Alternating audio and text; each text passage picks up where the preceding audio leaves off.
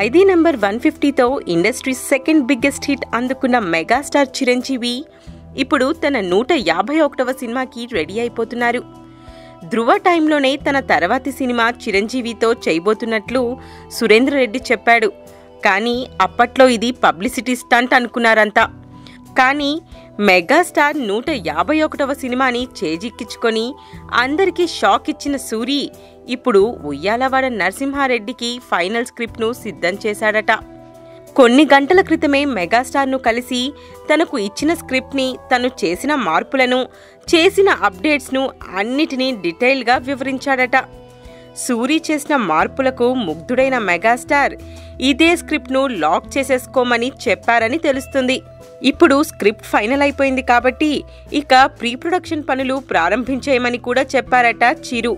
అయితే స్క్రిప్ట్ దశలోనే కాస్టింగ్ విషయంలో సురేంద్ర రెడ్డి ఓ డెసిషన్కు వచ్చేశాడని తెలుస్తుంది. ఆయా పాత్రలకు తాను అనుకున్న నటుల గురించి హీరో చిరంజీవి, నిర్మాత రామ్ చరణ్లతో కలిపి చర్చించనున్నాడని తెలుస్తోంది. మొదటి ప్రపంచ యుద్ధానికి 10 ఏళ్ల ముందే దేశం కోసం ప్రాణం అర్పించిన స్వాతంత్ర్య సమర యోధుడు జీవిత చరిత్రే ఈ ఉయ్యాలవాడ నరసింహారెడ్డి.